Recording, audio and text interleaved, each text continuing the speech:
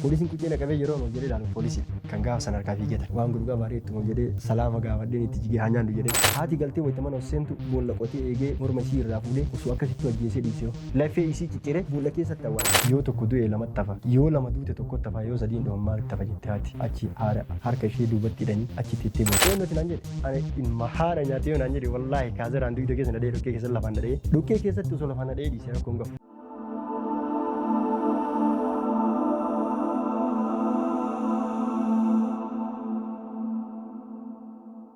Asama harka fuunii kabajamtootaa fi hordoftoota madda walaabuu miidiyaa. Egaa madda walaabuu miidiyaan namoota ciccimoo barnootaanis fagaatan akkasuma beekamtii garaagaraa qaban isiniif dhiyeessuun isaa beekamaadha. Har'as nama addaa tokko qabannee isiniif dhiyaannee jira. Amma xumura sagantaa keenyatti nu faana tura. Ani qopheessituu Najaataa Jimaammaati.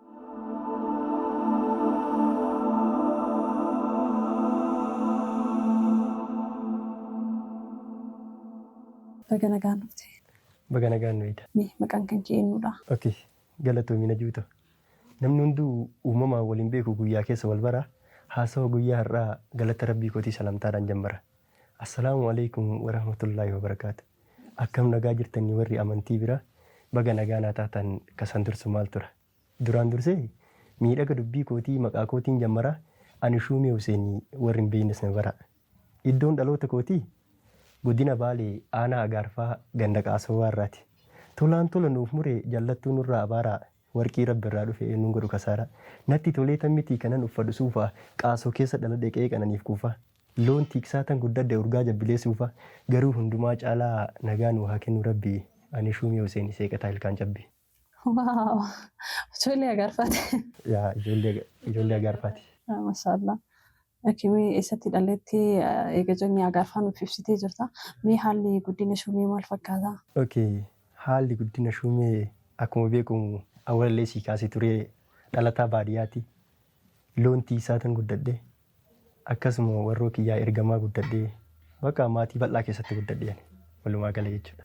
Shuumeen sadarkaa barnoota irratti akkamii har'arratti immoo barnoota maalirra jira waan jedhu? Akkuma gaafa barnoota istaartii godhee irraa jammaree ani barnoota kiyya addaan hin kunne elementarii baadiyyaatti barataa ture.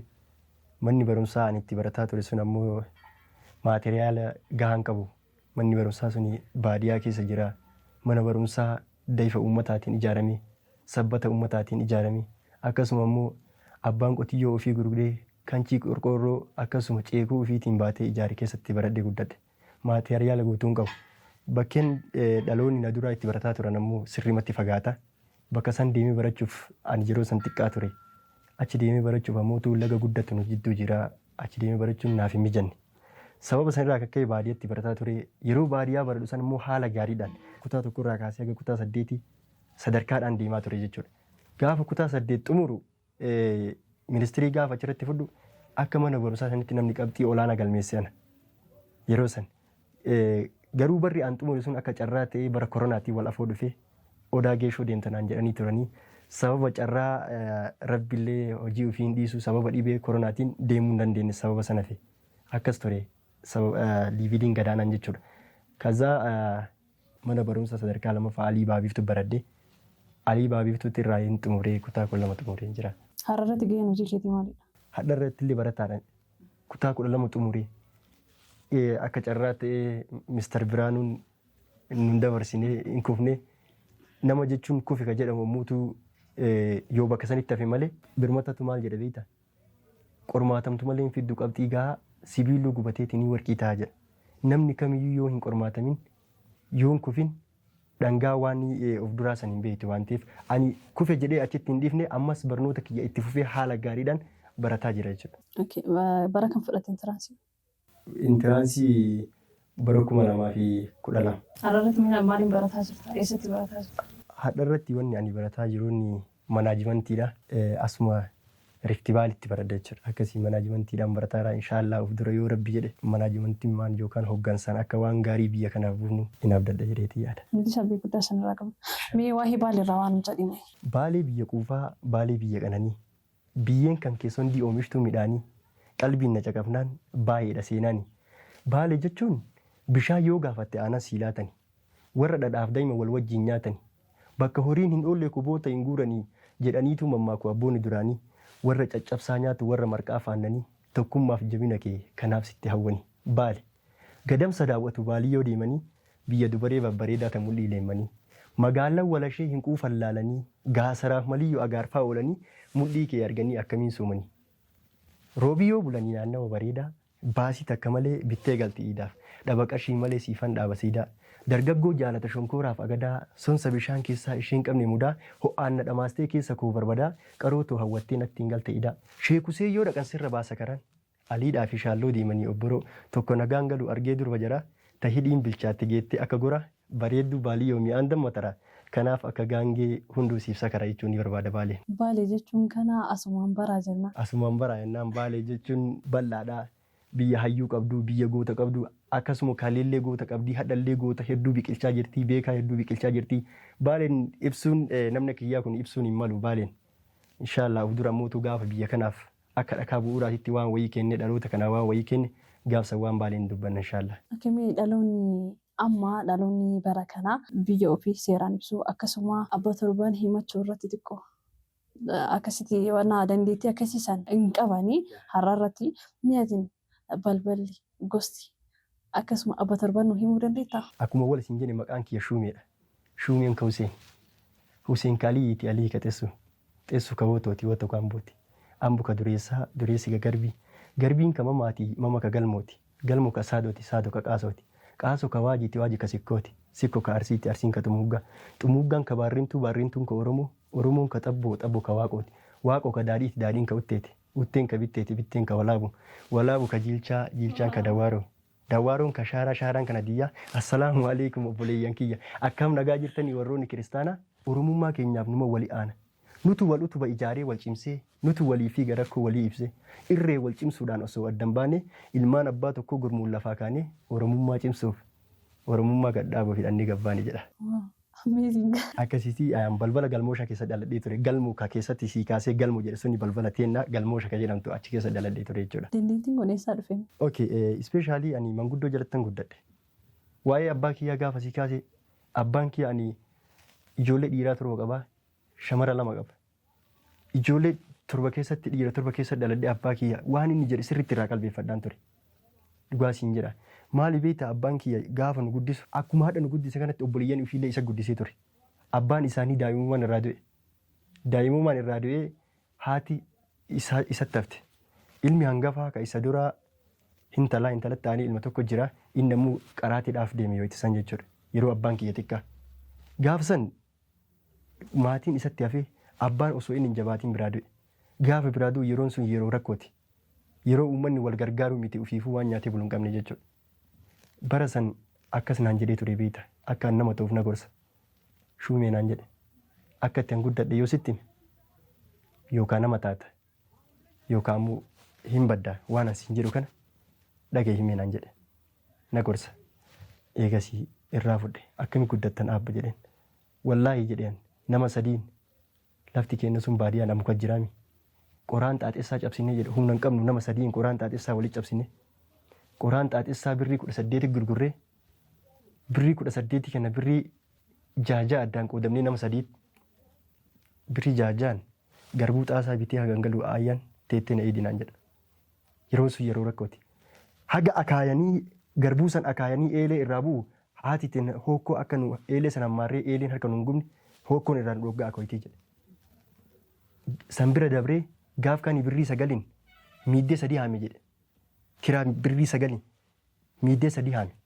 Miiddee 3 haame kanaan eegas yuunifoormii agaafra barataa wayitisan yuunifoormii bitatee yeroo san satariyyaa waan garagaraatti jira buggee kaniitu jira buggee bitatee waggaa takkitti keessa kutaa 3 barate abbaan kiyya jechuudha. Akka isaan seenaan itti manii waggaa tokko kutaa tokko seenee taarmiin kutaa 2 taree kutaa 2 irraalee kutaa 3 tare. Abbaan kiyya sirriitti intelligentiidha nama sirriitti sammuu qabu beeke. Abbaa akkasiirraa dhaladhe na gorsa. Waa'ee jireenyaa kana gaafa laalte ani guyyaa guutuu nama haamaa olee qixiraa 4 naa kennan jedhe. Guyyaa guutuu nama haamaa olee qixiraa 4. Qixiraa 4 san galee barri itti afuu barri haadhaa afuutti achitti tumee akkasitti ijoollee san guddise abbaan kiyya. Hadhoo na gorsa akkaan nama ta'uu na gorsa. Maarree ati ka ebaluuti. Ka ebaluuti. Sirrii na gaafattee bara. Gaafa tokko beektaa du'a wayii deemnee ulamaa'ii wayii maal jedhe beektaa du'a san irratti. Mucaa wayii maqaa gaafadhee jedhe. Maqaa gaafadhee maqaan kee eenyu yoo jennaan maqaan kiyyaa Kadiirii naan jedhe jedhe. Eegas abbaan kee yoo jedhee ni jedhe. Abbaan kee yoo ni jennee gaafannaan mucaan samii ilaalee jedhe. Samii ilaalee achii gaddee aboo maal taateree jennaan maqaa abbaa kiyyaa yaadataa irra naan jedhe. Dhaloonni ammaa dhaloota akkanaati. Hayyuun gaafa waa sitti himu waan hayyuun sitti himu san qabachuu qabdaati. Yoo xiqqaate amma fakkeenyaaf bar namoonni ammaa kun waa dubbisuu irratti waan namni sitti himu qabachuu irratti hanqinni guddaa qaba bar nama tuffata. So keessattuu yeroo ammaa kana beektaa dhala ammaa kana maaltu jaamse waan abbaan jedhu hin dhagahu waan haati jettu hin dhagahu. Diigamiinsi guddaan maatii keessa dhufe maali beektaa? Haati eessa bulchiti? Haati aanaa bulchiti. Ilmi ganda hoggana. Abbaan eessa jira? Sadarkaa zoonii yookaan sadarkaa garii irra jira jechuudha. Haati sangaan gurgurra jennaan ilmillee haadhaaf abbaa haadhaa fi wajjin ni mallatteessaa abbaan ammoo itti mallatteessuu qofa jechuudha. Wanta kirikiriin takka hin jiru. Suu dhaloota ammaa kana guddaa wanni dhaamu yoo jiraate bakka kamiyyuu deemi namni fira ofii hin beekne namni fiixaa ofii hin beekne namni gosa ofii hin beekne. Ani garuu baay'ee yeroo ammaa kanatti baay'ee ulfaatee yaada. Mee siifii birmataa lammii maaltu walitti fide walitti dhufeenyi isin qabdan maalidha? Jalqaba anaaf birmataa lammii wanni walitti nu fide haala barnootaati. Dhalootaan illee ganda tokko garuu ammoo zooniidhaan garagara.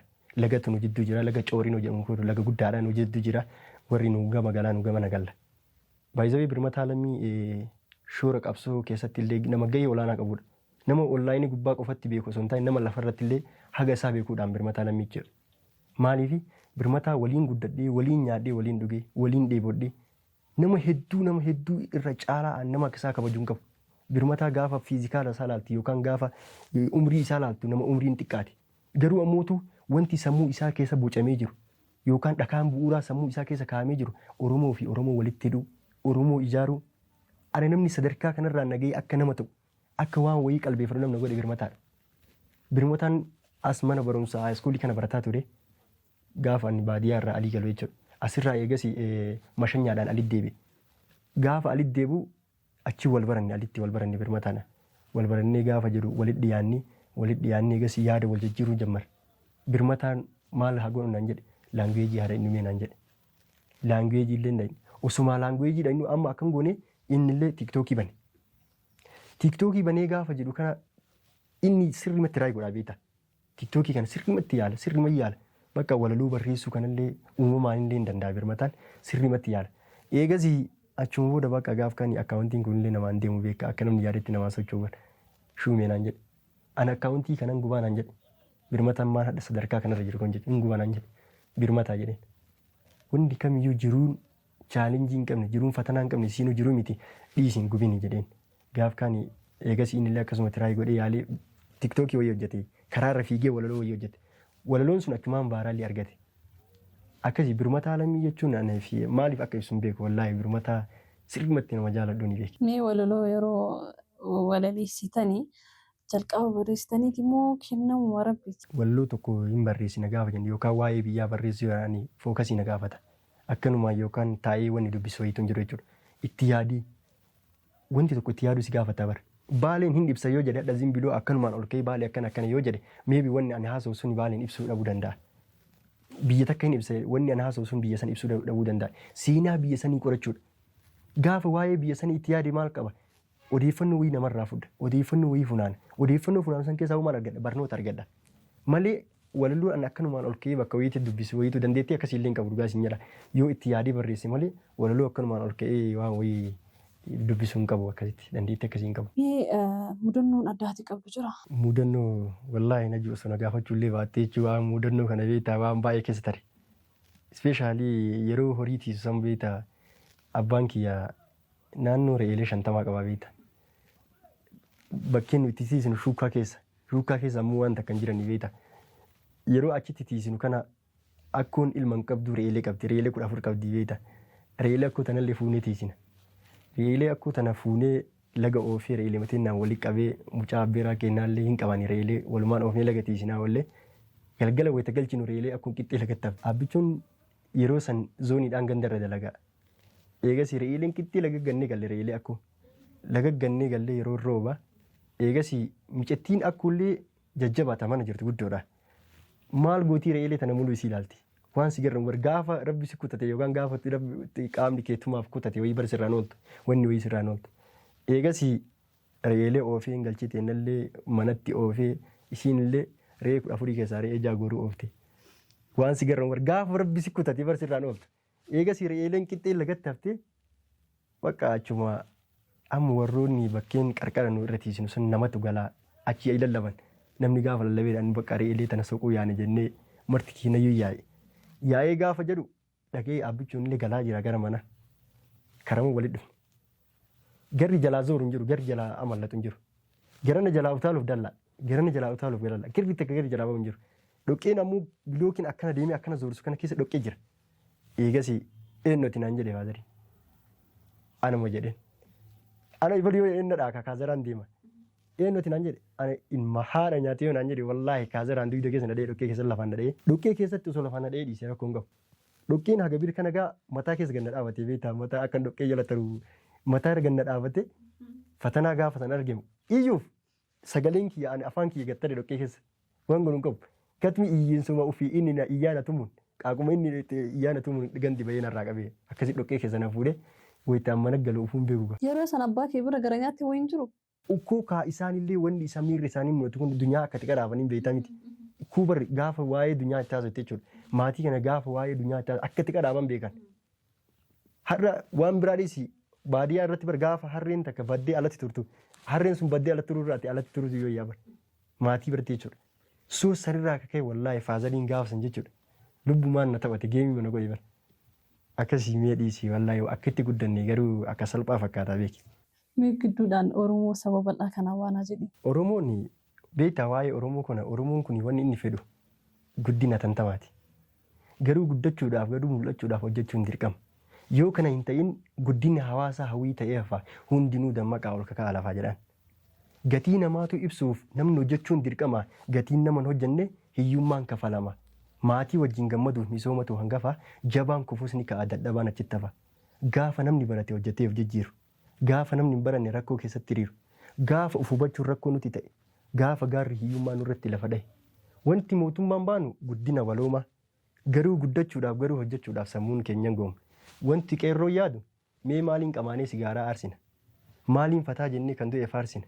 Jedhee osoo oolu qeerroon karaa maqee gariin mana caatii gariin mana raqe. Gaafa kana kufaatii biyyaan taane qeerroon hundi misooma hiyyummaaf gurmuun taane mee waa si gaafadhu. Namatti hojii dhabe moo hojiitu nama dhabe? Wanti kun akka. Okay.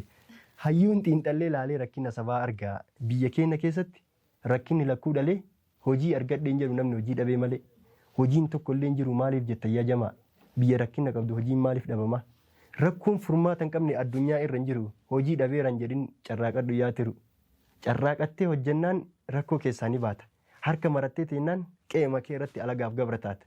Hiyyeessi firan qabu kanaaf kophaa jiraata. Kanaafuu bakka jirtanii ka'a duungoo hojii qabsiisaa hiyyummaa yoo baay'ate nagaa nama dhabsiisaadha. Kanaafuu hojiitu nama dhabe malee namni hojii hin dhabne jechuudha. Hojiitu nama dhabe. So kanumaafuu bakka jirtanii ka'a duungoo hojii qabsiisaa hiyyummaa yoo baay'ate nagaa nama dhabsiisaadha. Mee dhaloonni ammaa kun akkamitti tokkooma jettee yaadda? Akkamitti barnootaanis bakka guddaa gahaa jettee yaadda? Ispeeshaalii ani qabxii sadii sii kaasuu barbaada waa'ee kanarratti beektan. Waa'ee dhaloota ammaatiif waa'ee eessa deemaa jirraa jedhuuf immoo qabxii lamaan warruma miidiyaatii fi hawaasuma saba bal'aa kanaaf dhiisa. Maal jechuu barbaada? Kalee eessa turre? Har'a eessa jirra? Borhoo eessaaf deemaa jirra jedhu kaasuu barbaada. Dhugaa dubbachuudhaaf tokkummaan uummata keenya uummata Oromoo uummanni keenya kakalee jedhaa ture jaarraa tokkoof walakkaa gabroomnee jedhaa ture. Akkasuma immoo waanjoo gabrummaa harqoota gabrummaa baachaa turree jedha. Dhugaadha jaarraa tokkoof walakkaa gabroomuun dhugaadha. Gabrummaa san keessaa akkamitti baane akkamitti sadarkaa kana geennedha waan kalee dubbachuu barbaada waan hadhaa osoo hin taane maaliif waan hadhaa waliin agarra waan ta'eef kalee bakkeen nu turre kan akka Jeneraal Taaddasaa Birruu fa'a kan akka Waaqoo Guutuu fa'a osoo waliin qoodin osoo amantaadhaan waliin qoodin Waaqoo Guutuu haaduu Taaddasaa Birruu natu jiraatan jenne Taaddasaa Birruu anatu jiraata Waaqoo Guutuu haaduu hin jenne tokkummaadhaan kafana walii ta'anii wal uffisanii wal kafananii Oromummaa tana gadhaabanii asiin gahan. Ispeeshaalii obboleeyyan sadii bakka tokko wareegamte sii kaasuu barbaada waa'ee kanarratti jechuudha. Kan akka Hirkoo Tulluu, Jimaa Tulluu, Agarii Tulluu obboleeyyan tokko firuu tokko haadha abbaanis jechuudha. Hangafni qabsoo isaanii eenyu ture? Agarii Tulluuti. Sababa Agarii Tulluu obboleeyyan tunniin sadiin sa'aatii tokko keessa fannifaman bakka tokkotti jechuudha. Gaafa obboleeyyan taniin sadiin fannisan haati maal jette? Yoo tokko du'e lamatti hafa. Yoo lama duute tokkotti hafa yoo sadiin dhuman maalitti hafa jette haati. Achi harka ishee duubatti hidhanii achi teettee boote. Oromummaa kalee akkana dhiigaan aygeetti kana Oromummaa lubbuu obboleeyyan nama sadii itti hidhamne magariitee as geette kana har'a uummanni kenna asii achi wal buta jechuudha. Akka qotiyyoo nyaata martisaatu asii achi wal buta. Soo kanumaafiyyuu uummanni keenya kalee hiyyummaa keessa taa'ee waa'ee bilisummaa har'aa kana nu akeekaa ture. Rakkoo keessa taa'ee bilisummaa har'a keessa jiru kana ifa har'a keessa jiru kana nu akeekaa ture. Kana waan ta'eef uummata ammaa kanaan ammoo waan jedhanii fi maal akka isaan jedhan hiree ofii ofumaa haa murteeffatanii waan ammaa kana dubbachuun ulfaata. Sababni isaa maali beektaa? Dhaloonni ammaa kun bara dhaloota parsantii 99% yoo haati waa gooteef haadha ofii ajjeesuu bara. Nageelli Arsii keessatti waan ta'e hin beekne. Mucaan tokko haadha ofii gabbaasee qale. Dhaloota kanaa kana waa dhaamuun hin ulfaatu. Dhaloota haadha ofii nyaatu. Dhaloota abbaa ofii nyaatu waa dhaamuun hin ulfaatu. Gaafa san haati akkuma isaan intala takka qabdii intala bira dhaytee intala bira bultee yeroo isiin galtu inni albee qadhatee eege. Albee isiin quncisu. Haati galtee wayita mana seentu boolla qotee eegee morma isii irraa fuudhee osoo akkasitti ajjeesee dhiisee lafee isii cicciree boolla keessatti awwaale. Haadha isaa jechuudha. Dhugaa isin jedha. Parsantii takkittiin isii waa godhuu dhabdeessaniif lubbuu namaa baasa dhaloonni ammaa jechuudha. Soo kanumaafuu waa'ee dhaloota ammaa haasa'uun hin ulfaate. Namni haadha ofiitiin hin tolle, namni haadha ofii ija hamtuun laalu eenyu tola jettee yaadda. Tokkummaa eenyu tokkummaa dhaamta. Maaliif dhaloonni waa itti dhaaman hin jiru? Sababni isaa maali beektaa? Namni waa shan hin qabne waa shan hin ga'u jedha. Namni tokkummaa hin qabne re'ee hin ga'u jedha. Namni tokkummaa hin qabne re'ee hin ga'u. Namni gadoo hin beekne saree hin ga'u jedha. Namni galata hin beekne harree hin ga'u. Namni rakkina hin beekne mixii hin ga'u. Akkasuma ammoo namni mana hin qabne simbirree hin ga'u jedha. Waa'ee tokkummaa laale. Re'een gaafa wanni wayii dammayseedha walii guugatte. Tokkummaa ofii agarsiifti jechuudha. Walii guugatte taqabee bineensi keessaa qabee ta'an dhiisee walii guugatte. Akkasuma ammoo namni mana hin qabne illee simbirree hin ga'u. Namni galata hin beekne illee maal hin ga'u? Harree hin ga'u bara. Harree osoo isiin ba'aa baattee deemtu duubaan ulee itti kaayan. Akkasuma namni gadoo hin beekne illee saree hin ga'u. Maaliif jedhama beektaa? Saree hadda iddoo namaa dhuftee gaafa achiin dullaan adeemu borumtaa illee achuma deebiti. Hin beektu gadoo. Namni rakkoo hin beekne mixiin ga'u wanni jedhaniif mixiin yeroo bonaa dhakaa jalatti kuufatti midhaan. Dhakaa jalatti waan yeroo gannaa san ittiin baatu dhakaa jala kuufatti. Soo kanumaafuu dhaloonni ammaa kun waan tarillee hin beeku, waan dhufaa jirullee hin beeku, bakka jirullee hin beeku. Dhaloonni uf hin hubanne, dhaloonni haga ammaa sammuu ofii amansiisuu hin dandeenye biyyaafillee waan takka buusuu hin danda'u. Dhaloota dhaadannoo bichaa ta'eef. Jeneraal Waaqoo Guutuu akkas ta'e, Jeneraal Taaddasaa Birruu akkas ta'e, Hacaaluu Hundeessaa akkas ta'e, Hacaaluun ta'e bara. Waan Hacaaluun ta'e bakka Hacaaluu wajjin tare. Hacaaluun Oromummaa isaa argisiisee Oromummaa kanaaf falmatee du'e. Waaqoo Guutuullee gabrummaa hiddaan boqonnaa yoo dadhabne ilmaan itti guddifna jedhe. Jecha bichaa miti hojiin agarsiise tare. Jeneraal Taaddasaa Birruu gaafa tokko beektaa wanta keessa dabarre tokko yoo yaadadhu imimmaantu na fudha jechoota hin argadhu. Haadhatiin du'aan faffacaanii handaan hundinuu boora'ee liqinfame gaddaan jedha. Gaafa tokko nafxanyichi wayii Taaddasaa Birruu iraata affeere. Waasiin mari'achuudhaaf akkana kajeele. Wanti nuti feenu akkanaaf akkasii Oromoo saamuudha gamanaaf gamasi. Akka hin magarre Oromoon walirraa aadaaf duudhaa isaanii mancaasaatiin jirra. Garuu dubbiin tun dho'isaa ta'uu qabdi. Oromoon waltaanaan hin kutatan abdii jedheen Taaddasaa Birruu tanan namichi sun jechuudha. Akka Oromoon kun hin baran, akka Oromoon kun mataa isaa Oromoon galaana gaafa baratee jedhe nurraan dhangala'a. Oromoon kun akka hin baranneef tooftaa garaagaraatiin uummata keenya saayikooloojii sammuu uummata keenyaa hidhaa turan. Garuu gaafa namichi kun Taaddasaa Birruutiin mari'atu maal se'a beektaa? Oromoon se'u bara Taaddasaa Birruu qaama biraa se'aatti mari'ata. Wanni inni jedhee noo Taaddasaa Birruu nyaanni ati naaf laatti kun anatti haafu jedhan. Wanni ati naaf goote kun anatti haafu jedhan. Oromoon waan tufe ol deebisee nyaatu lubbuun koo wareega saba koo haa taatu jedhan. Taaddasaa Birruu nyaata inni dhiitee biraa bahe. Taaddasaa Birruu hojjeteera. Hadha'uu dhaloonni kennamu. Dhaloota kanaafuu maal dhaamuu barbaada? Dhaloota kanaafuu maal dhiisuu barbaada? Akkuma Ustaaz Ibsaan jedhe waa'ee dhaloota boruu tilmaamuu yoo barbaadan jedha. Dhaloonni boruu maal akka ta'u, eessa akka deemu, eessa akka inni ga'u tilmaamuu yoo barbaadan homaadha dhaloonni hadhaa irra jiru qofa laaluun gahaadha jedha. Mee waa hiyyummaa irraa tokko tokko nu jedhe bifa waloloon haa ta'u waloloon osoo nu ibsitee bareeda jedhee yaada. Waa'ee hiyyummaa kun beektaa ana gammachuun kamuu gammachuun natti hin fakkaatu. Yeroo dureessi bichaan kophaa qalatee nyaatu har'as coomuma mura dureessaaf lafti baatee hiyyeessa immoo fala dhabee dukkanti jiruu nyaate. Sila dhabdi maaliidha jedha kan rakkoon beekne inni kun akkas jedha hubateetiin madaalee dhaba jechuun fayyaadha yoo rabbii isaa wallaale. Garuu eenyumaafuu guunne jiruun biyya lafaa surree yoo bitannu qabattoon nu hafa. Waa'een jireenya ammaa waa'een jireenya baraa rifeensaa nurraa fixxee sammuu goote handaara. Waa sitti himu dhageeffachuun sitti hin cimu. Nama meeqatu beeka nama meeqa dhagahee sababa hiyyummaa waan ollaan keenya ta'e sababa hiyyummaa jaartiin jaarsan qabanne jaarsi dhiitoonaan ofee jaartii ittiin taphanne. Yeroo isaan wal lolan ijoolleen hin iyyine ijoollee yoo iyyan ollaan hin birmanne nuti warroonni ollaa yommuu fiignee dhufnee gaafa geenyu bakkasii jaarsi jaartee dhidhiita garanaa fi garasi dubbii tokko arganne kan ta'u dubbii fala.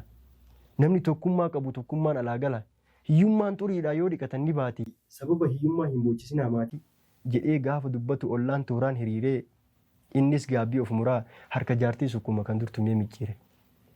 Eebada hiyyummaa si dhabsiifti. Beekaa wallaalaa gootee gabbaaftee kadhachiifti. Osuma akkas ta'uu wanti hundinuu hafee beekaanis kadhaa deema wallaala jala kufe. Qooda rabbii ta'ullee dhaba maaltu jaalataa. Ergamaan rabbii guddaatu hiyyummaa ni baganfata. Alayhi salaatu wassalaam. Waa'een hiyyummaa kun ulfaata beeta. Waa'ee hiyyummaa kana yoo sii kaase Kamaaluu Abduu jedhanii ni beeta. Yeroo dargiisan. Yeroo hongeen buutee uummanni waan nyaatu dhabee firii mukaa nyaataa dhaqee firii mukaa gogee wanni marti lafarraa dhabame san horanii waraanaatiin boloqqee danfisanii aliyaadha magaalaa alii fakkaatu kanatti boloqqee makiinaan horanii waraanaa lafa gannaqaa deemaa jiran. Uummanni jilbiifatee boloqqee inni lafa gannaqu san boloqqee san firii san lafaa funaanataa ture. Uummanni gaafa san Kamaaluu Abdoo maal jedhe? Wallaahi jedhe. Yoo ani mixii qamadiin deemtu argee ishii dhiise rabbi nan dhiisin jedhe. Rabbi gaafa san lubbuutii yaa fudhatu jedhe. Beelarraa yiban. Gaafa bara san keessa bara haati ilma ofii nyaatte. Bararraa jechuudha. Rakkinnarra. Ukkoo yeroo ammaa kana garuu ammoo hiyyummaan hagas mara ga'illee hin jiru. Hiyyummaan nu qabnu yoo jiraate hiyyummaa wallaalaati malee hiyyummaa of hubachuu dhabuuti malee rakkoon hagas mara ga'illee hin jiru. So waa'ee rakkinnaallee kana fakkaataa. Mi'a akkamitti hiyyummaa kana ofirraa qolachuu dandeenya? Ispeeshaalii hiyyummaa kana wanni qolachuu dandeenyuun lammiin barachuu qaba. Barnoonni yoo hin jiraatin dunyaan fedhee hin jiraa bar dunyaan ukkumee dhaadannoo nama kennaa laale. Biyyi ittiin albuuda qabdii miniraala garaagaraa qabdii jedhan. Miniraala sanuu eenyutu baatee itti fayyadamare. Yoo xiqqaate albuudni biyyi keenya qabdu kun sadarkaa Afrikaatiin sadarkaa addunyaatiin nu mul'isuu hin danda'a jechuudha. Qabeenya kaapitaala biyya keenyaa kana ol fuudhee sadarkaa biyyaatiin sadarkaa addunyaatti nu mul'isuu hin danda'a. Qabeenya keenya. Garuu ammoo maaltu hin jirre nama barateetu hin jirre. Yeroo ammaa kana namni baratillee nama akkamii ta'e beektaa? Nama gandummaa waan garaagaraa waan akkasii leellisu malee namoonni baratan kunillee dhaloota kanaaf maal gochuu qaba? Rispoonsibiliitiin kiyya maaliidha? Jedhanii warri beekan hin jiran jechuudha. So kanumaafiyyuu lammiin barachuu qaba. Ani har'allee taanaan borullee taanaan wanni dhaamu hiyyummaa keessaa wanni nama baasu wallaalummaa keessaa wanni nama baasu barnoota malee wanni biraa hin jiru. So yoo akka dhaadannoon uummata keenyaa kun kitaabota garaagaraa gaafa dubbitu beektaa waa'ee kaayoo kana namni kaayoo hin qabne namaa miti. Akkasuma kaayoo karoora goolii kee galma kee ga'uu gaafa barbaadde karoora si barbaachisa. Kaayoo si barbaachisa. Ati jedha yeroo hedduu amma fakkeenyaaf hiriyyaan gariin gaafa hiriyyoota fa'aa kumatanii jira miti. Obostikiliin guddaan akkasuma ammoo milkaa'ina keetiif kan si daangessu hiriyyaadha jedha. Akka hiriyyaa bada gaafa saa yoomte akka hiriyyaan keessuun galma si geessaa hin jirre ima beektaa miti. Yoo irraa kat gootee hariiroo isaa wajjin qabdu maal rakkoo qaba? Yoo waan gaarii ofiif hawwite nama biraatiif illee waan gaarii hawwuudha. Ani hadha wanni ofiif hawwu maali beektaa? Gaafa tokko hayyuu wayii akka sadarkaa biyyaatti hayyummaadhaan miidiyaa wayii irra dhiyeessan. Miidiyaa irra dhiyeessan maal jedhanii gaafatan beektaa? Mee ati jedhanii silaa hayyuu addunyaa kanaati. Dhaloota kanaa maal dhaamtaa jedhanii gaafatan. Dhaloota kanaa maal dhaamta jedhanii gaafataniinna. Dhaloota kanaa maal dhaama jedheen. Haga ammaa anuu wallaala keessa jiraachuu kiyyatti hin gaabbaa jedhe. Gaafa waa baradhee gaafa nama ta'e dhaloota kanaa waa dhaama jedhe. Hayyuudha bara. Hayyuu addunyaa kanaati jedhanii miidiyaa irra dhiyeessan. Haga ammaa wallaalummaa keessa jiraachuu kiyyatti hin gaabbaa jedhe. Namni sadarkaa guddinaa irra jiru akkanatti of tuffata. Kennadhoo namni gaafa hiriyyaan kiyya ollaa yookaan ilmoo ijoolleen teenya ollaa surree 4,000 bitte anillee qotiyyoo harkoota irraa hiikee surree 4,000 bituudhaaf tattaaffii nan godhu jechuudha. I don't care bar. Yoo xiqqaate inni surree 4,000 yoo bite ani surree birrii 40 bitee yoo godhe maal rakkoo qaba? Kaayoo kiyyaaf yoo jiraadhe jechuudha. Kaayoo kiyyaaf jechuudha. Jechoota dhakaa muka citaa namni natti darbatu san ani maal gochuu qaba? Irree kiyya jabeessee walitti qabee mana dhakaa akka salphatti hin diigamne ijaaruu danda'u qaba. Kaayoo kiyyaaf fiiguu qaba. Fiiguu yoo dadhabe tirachuu qaba. Tirachuu yoo dadhabe shunquuquu qaba. Shunquuquu yoo dadhabe immoo bakka taa'u sanitti waan wayii hojjechuu danda'u qaba jechuudha. Yoo dhugumaa kaayoof jiraadha ta'e. Kanuma jechuu barbaada. Hayyuun hayyuu waan ta'eef wanni hin beekne jiraachuu danda'a. Waan ati beektu kan ani hin beekne, waan ani beeku ati hin beekne jiraachuu danda'a. Hayyuu homaa inni beeku qofa gaafatamu waan inni hin beeknes. Muka ambii badee dhufee qorsoomaaf itti buusu do'oon harree jalatti hidhatteeranii miti. Hayyuu ambii badee dhufee barbaada. Warri do'oo maal godha? Argaa isaan barbaadu hin tuffataan jechuudha. Ati maal beektaa jira? Ati maal beektaa jira? Ustaaz Xaalibuun maal jedhan beekta? Waa'ee san irratti gaaf tokko namni lamaa karaa deeman jedha. Karaa deemanii bakka wayii shuukaa wayiitti dhufan. Tokko nuun deemii jedheen jedha.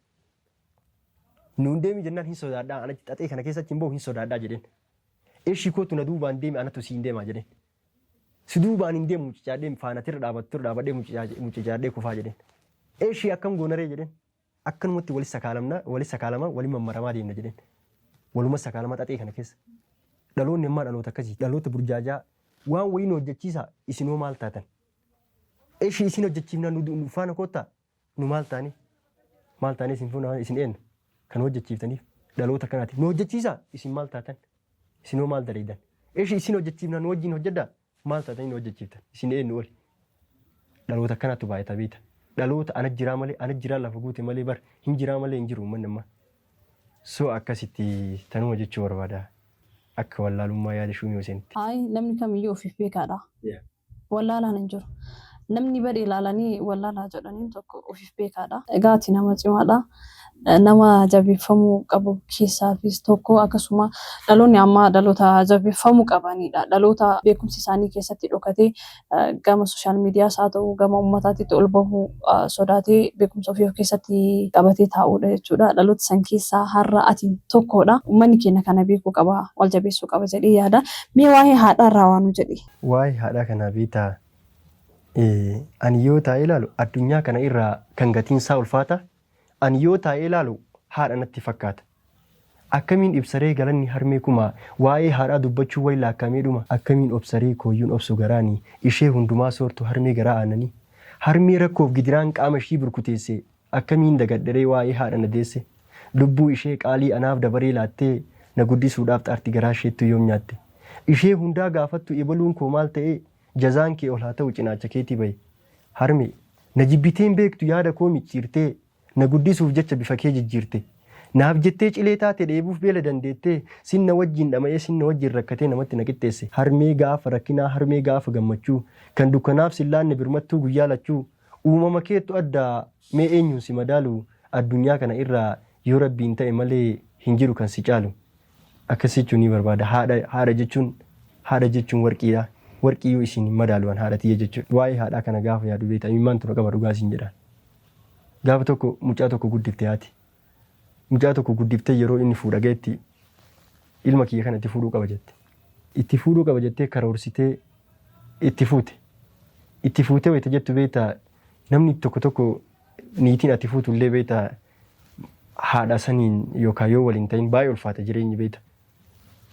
Eegas waan godhu wallaalee gurbaan kun jaartiin inni fuudhe tuni haadha isaa tanaan wal nyaachuu jammarte. Haadha isaa tana maaxaruu jammarte. Gaaf kan haadhatee tana yoo iddoo tanaa baafte malee an haadha tana wajjin achi jira yookaan ana jalaa baasi yookaan ishii na jalaa baasi jette. Gaaf kana maaltu uumamame maaltu itti dhagahama. Niitii gadhiisuuf ijoollee irraa hori. Haadha gibbii sanii baasuuf haadha irraa dhalate. Haadha hin jettee dhalte. Akkam godha waan godhu wallaalee ima wal nyaatan ima wal fixan waan godhu wallaalee gaaf kaanii nama dubartiin billaa harka keetti nama ajjeesuun sodaatu jedhanii miti. Gaaf kaanii haadha ofii tana sossobee amansiisee akkam goona ayi maarree qoraan guurra laga deemnee jedhan. Qoraan shukkaa bakka takkaa namni dhaqni fuudhee fide haadha ofii tana bara. Laga fidee namichi qawwee qaba beeke. Laga fidee wayita jedhu haadha isaa kana haadhuma isa dhalte kana mukatti qat godhee xaxee ajjeesuu bara. maarree mucaa kiyya jetteen. Ani si guddise. Sadarkaa kanaan si ga'e. Anatu abbaa ilmaa si godhe. Anatu abbaa intalaa si godhe. Maarree nan ajjeesin. Ati yoo na ajjeefte saala banii aadamii fuuree fakkii fuutee ittiin hin galtu asii bineensan na nyaata. Maarree asin na ajjeefte shuukaa kana keessa na dhiisitee hin deemin jetteen. Waan garaa si nyaatu bara. Itti nyaachifate meeshaa. Wayita itti nyaachifate harma kana laali jetteen. Harma hootee guddifte kana laali ilma kiyya nan ajjeesin jetteen. Hindide. Garama itti si baadhee kana laali rabbii keetii jedhi nan ajjeesin jetteen waan biraa waan si quuxeessuun hin qabu. Hindide. Duyda kana laali duyda ati mukan na xaxxe kana irratti si baadhe. Narratti fincooyte. Narratti guddatte. Rabbii keetii jedhi nan ajjeesin jettee naati. Osoo akkas jettuun katmii waan godhu wallaalee gurbaan xiyyeetee itti gadhiise haadhatti. Haadha mukatti xaxe. Xiyyeetiin inni haadhaaf dhukaase sun osoo haadhan dhayin muka dhoyte itti deebite lubbuu isaa galaafatte. Waan rabbi dalaguuf deemu. Lubbuu isaa galaafattee lubbuun isaa achumatti baate. Lubbuun isaa gaafa achitti baatu haati hoo mukatti xaxamtee jirti. Bakkuma jirtu sanirraa akkuma hidhamtee jirtu sanitti ilma kiyya jettee bootti. Haati taa akkanaatii bara. Katmii lubbuun isaan baane lubbuun haadhaan baane haati hidhaa irraa hiikachuuf bakkeen bakka namni arguu miti namni hidhaa irraa hiikun jiru. Akkasitti haati illee muka irratti goydii haftee bineensi achitti jalalachuu nyaate jechuudha. Mee sagantaa keenya takka lama jechuudhaan naannoo xumuraatti dhiyaannee jirra. Goota namni martuu jaalatu Haacaaluu Hundeessaa. Anis keessi kiyya hedduu akka nama na jaalatudha. So kanaaf mee Haacaaluu Hundeessaa irraa waan takka nu jedhimi. Ispeeshaalii ani waa'ee Haacaaluu Hundeessaa kana maaliin akka ibsu hin beeku. Maaliif maqaan Haacaaluu jennuun kun bara Haacaaluu hin turre. Haacaaluudha maqaan isaa Haacaaluudha. Maqaan isaa akka ittiin maatiin inni maatii bal'aa keessatti dhalate kan maatiin ittiin waamaa ture Haacaaluudha. Daran Haacaaluudha jechuudha. Maaliif Haacaaluun qabsoon isarra dhaabattee yoo jenne nu saalfachiisu bara. Haacaaluu Hundeessaa irratti qabsoon hin dhaabattee waa'een Oromummaa leellisu Oromummaan gaafa faarsan akkas nama miidhagamu Oromummaan gaafa waa'ee Oromummaa dubbatan akkas namatti tolu Haacaaluu Hundeessaa irra dhaabate. Wanti Haacaaluu Hundeessaa keessaa bahu waan amantiin qooda osoo hin taane waan amantii diigu osoo hin taane waan Oromummaa diigu osoo hin taane waan Oromummaa jajjabeessuudha. So Haacaaluu Hundeessaa maal jedhee akka ibsu hin beeku. Hundumaafuu biyyoon itti salphatti jedha. Mee waa'ee aadaa yookiin safuurraa wanti nu ibsitu yookiin jiraatu isaati bifa walolootiinis haa ta'u bifa yaadaatiin yoo qabaatu se'imee waa'ee aadaa. Aadaan Oromootu ni beektaa. Aadaa sabni biraatu muuxannoo yookaan haala isii kana itti hawwuudhaa beekta. Aadaan Oromootu ni aadaa miidhagduudha. Garuu aadaa miidhagduu akkanatti nu kafantee nu bareechiftee sadarkaa biyyaatti nu waamsitu kana uummanni keenya hin beeku. Aadaa teenya tan akkamitti jabeeffachuu qabna? Akkamitti kunuunfachuu qabna? Aadaa, duudhaa, safuu hawaasa bal'aa kana akkamitti hidda ishii gadhaabnee hidda ishii gaffageessinee akka isiin hin kufne akkamitti utubuu qabnaadha. Ani waan jedhu qabaa jedhi naan jettuure. Waa'ee keenya dubbachuuf yoo xinnoon bane kurree Oromoon sooressa, Oromoon dureessa warra loon buburree. Loon hora obaafanna malkaa laga waabiyyoo dirree uumaaf nagayaa tan abbuuf abaabiyyoo. Yoo xinnoo siif hime nyaata aadaatirraa itittuu fi marqa shakakaaf micciirraa guyyaa takka nyaannaan sitti ta'a dharraa. Sin faarsa aadaa koo. Sin faarsa aadaa koo aadaan tama faarsanii. Du'uu fi didda malee boolla siif karoorsanii. Gurra keessi duuchanii ija keessi jaamsanii itti haa yaadu sammuun haa badhaatu garaanii garii siif jecha gufan akka muka qoraanii. Ta'ii waaqaatiin as geette jilbaaf qoroorroon cabdee arraba lugaamamtee haqa dubbii dadhabdee aadaa koo hin duune bonaaf nurraa coolagdee kunuu hadha mul'atte baddaaf gammoojjii dhabdee. Kutaa Oromiyaa waltajjii irraa lallabdee anaagaluu aadaa koo tankalee nurraa baddee lafa jalatti ribtee akka kattaa coqorsaa dhiigaaf lafee gootaattu kunuunsee si magarsaa faarfamtuu yeroo hundaa akka marga siddisaa mataa sirraa muranuu du'aa keetu leellisaa jechuun ni barbaada aadaa kee. Mee xumura irratti dhaamsaa fi akkasuma namni galatooffatee akka jiraatu ta'ee galatooffatee sagantaa keenya goolamu. Akka galataatitti namni an galatoonfadhu yoo jiraate obboleessa kiyya qaalii fi jaalatamaa birmataa lammiiti. Galatoomii birmataa jechuun galatoomii birmataa situ asiin nagaye. Leenca waa'een tokkummaa leenca waa'een Oromummaa onnee isaarra wal gahe. Haadhaaf abbaan haaftaatiin irraa saaqxee balbalaa galatoomii siin jedha galatatu siin malaa jedhaan birmataa lammiitiin. Birmataa lammii anaaf hiriyyaa qofa osoo hin taane anaaf abbaa kooti. Birmataa lammii waan baay'ee waliin taane dhugaa siin jedha. Mana hidhaas wajjin seennee jirra. Mana hidhaa seenne keessatti illee wanta baay'ee nu mudatee jira jechuudha. Gaafa mana hidhaa isa wajjin seennu akka carraatti mana warraa bulee mana warraa gaafa bulu Poolisoonni ganama nu duudanii jechuudha mana warraatiin nu fuudhanii poolis xaabiyaa alii nu geessan. Poolis xaabiyaa alii wayita nu geessanii jedhan kana gaaf kaanii aanaa isaa haadha isaatii fuudhanii poolis xaabiyaa alii nu geessanii gaaf kaanii achi turtii wayita goonee jirru bulchiinsi aanaa irraa hin dhufe aanaa irraa dhufee wayita jedhu maarree birmataa fi shumee fuudhee aanaa geessuu qabaa jedhe. Sila maaltu ta'eeti akkamitti aanaa deeman maal gochuu qaba waan kana an fiiguu qabaa miti. Karoorsi beeki mana hidhaatii utaalee bahu karoorsee jira. Maarree poolisii takkattu achi jira. Wannaa nageessi jedhame mana fincaanii nageessi jedhame. Poolisiin maal naan jette mana fincaanii takka keessa poolisii jira takka seenii naan jette. Isiin ammoo na sodaachisuu barbaaddeeti malee mana fincaanii keessa beektaa mana lachuu keessa wanni takka hin jiran. Dhaqee itti akka saajiin jedheen sunillee qullaadha. Ammallee itti aantu dhaqe saajiin jedheen homaan jiran. Biyyaa hindi isaa duuba beektaa qorqoorroo jira kan irra ol koranii utaalan. Ani qorqoorroo sanirra ol koree utaale. Utaalee wayita jedhu wanni takka silkii takka harkaan qabu maal harkaan qabu guyyaan rooba akkasumatti fiigee badhee wayitaan jalaa bahee jedhu biraazaliin kiyya ka dhiyana naageessu dhufe. Inda wallee fi beeke dhiyana naageessu dhufe oseen. Jaraa na suquuf jaraa maatii isaa guuraa fidaa jedhanii na suquuf kun matoora kun waan garaagaraa as guurataa jiru biraazaliin itti oseen. Itti oseenee yoo jedhu obboleessi dhufe obboleessuma qabnu obboleessuma oloofa. Biraazaliin kiyya sababa kiyya asii agaarfaa dhaqee agaarfaa hidhamee ani mana galee wayita dhufa Faazaliin ammallee mana nagalchuu dite. Na ajjeete ammallee lamuun ajjeesuuf asii galtaa asii bati. Waan godhu wallaalee katimii mucaan sun dhufu malee ana baananii shuumeen dhufu malee boonsaan hin bahu. Waan godhu qabaaree dirqama poolisii aliisan Faazalii waliin nama itti erganii dhaqan. Poolisii aliisan amansiisanii poolisiin alii maarree waan marayyuu natti fixa. Isin isa dhiyeessanii ana fuudhanii fidan mana biraatiin na dhiisanii dhaqan poolisii bira.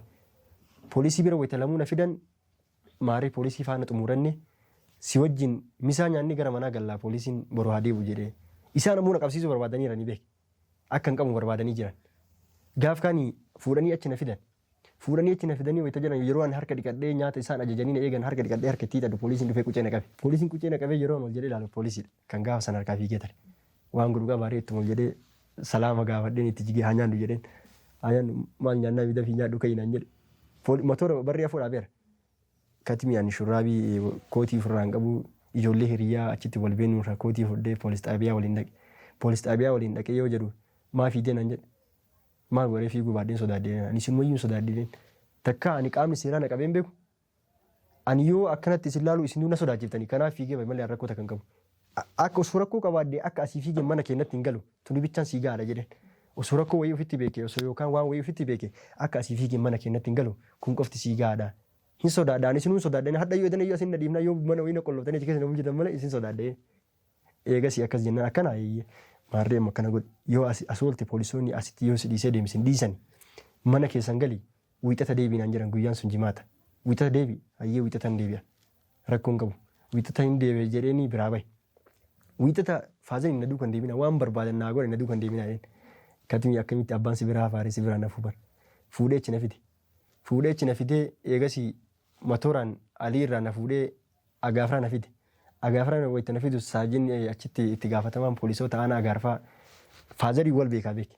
Garuu Faazalii dubbisuun hin barbaannu cinqee jira akka malee nu cinqee jira akka nama nu ilaalee Faazaliin miira keessa seenee beektaa gaafa boonsaa achi keessaa gabbaasaa kana bakka boonsaa oseensaa jiran anammoo wal jala dabarsaadhan jechuudha. Faazaliin isallee hin salphadhee badiintiyya akka waan ofii waa balleessatti hin salphadhee badiintiyya naa baasaa jedhe. Haga kana ammoo Faazaliin imimmaan boo'iseera beekta. Eegas hin boottaa jedheen. Ammallee obbo Hussein mucaan kee waambisee boottaa jedheen. Mucaa kana osoo gizee sana achitti xiyyiitiin dhayanii sareen reeffasaa achi nyaattee dhaqxee ati nama kaafachuu danda'u. Nama mucaa sana reeffasaa achi kaafachuu danda'u. Hin boottaa ammallee waa hafaniif hin boottaa mucaan kee waambiseef hin boottaa. Garaman na boochisee garama dhalee kana na boochisee. Eegas akka jennaan amma waan biraa waan jedhu hin qabu. Simaafuu ani si beekaa ati nan beektu simaafuu waan godhu hin qabu deemaa galaan hin jedhanii achii fuunee adigalle. So waa'ee birmataan rakkaafne birmataan nama sooshaal miidiyaa irratti ibsuun hin ta'u. Akkuma ustaazii keenya ustaaz Hamzaa Takluu jedhe namni akka sooshaal miidiyaa gubbaa kana hin jiru dhugaas hin jedhaan nama sooshaal miidiyaa gubbatti ilaalanii ibsuun kunkumaa hin ayyamamu yookaan ammoo vaalii wayiitu namaan kenna. Namni gaafa sooshaal miidiyaa gubbaa bahu jecha takkitti sooshaal miidiyaa gubbaa dubbachuu barbaadu san yoo xiqqaate torbee jala qabata yookaan jira. Garuu ammootu nama kan itti madaaluu dandeetu kan itti kompeer gochuu dandeetu lafarratti. An birmataa lafarraatti miti waliin nyaadde waliin dhuge waa'ee isaa sirrii beeka. Nama Oromummaa keessatti nama Oromummaa kanaaf jechuudha lubbuu fi aarsaa kabalee xiqqeennaan yoo xiqqaate birmataan mucaa waggaa 13 ta'e mana hidhaa ji'a 3 ture birmataan jechuudha. So akkasitti akkuma wala jedhe birmataan lammii naaf haa galatoomii jechuun ni barbaada. Akkasuma haadha tiyyaa fi abbaa kiyyaa obboleeyyan tiyya hundumaaniyyuu hawaasa Oromoo warra na jaalatuu fi warra na kabaju hawaasni naannoo sanii guutuun uummanni zoonii sanii guutuun akka waan ilma ofiitti na jaalatan jiru. Na kabaja uummata na kabaju uummata na wajjin ka'ee dhaabatu uummata kanaanoo maal gochuu qaba waan biraa waa qabaadhee waan biraa gochuu hin danda'u. Yoo Rabbi fayyaa naa kenne yoo Rabbi akka yaada kiyyaa naa taasise jechuudha. Nama dhaloota dhufuuf akka uummanni kiyyallee na abdatu akka Rabbiin kiyyallee na gargaaru Rabbii kiyyallee hin kadhaa uummata dhufuuf maal gochuu barbaada? Kaampaasii ijaaruu barbaada.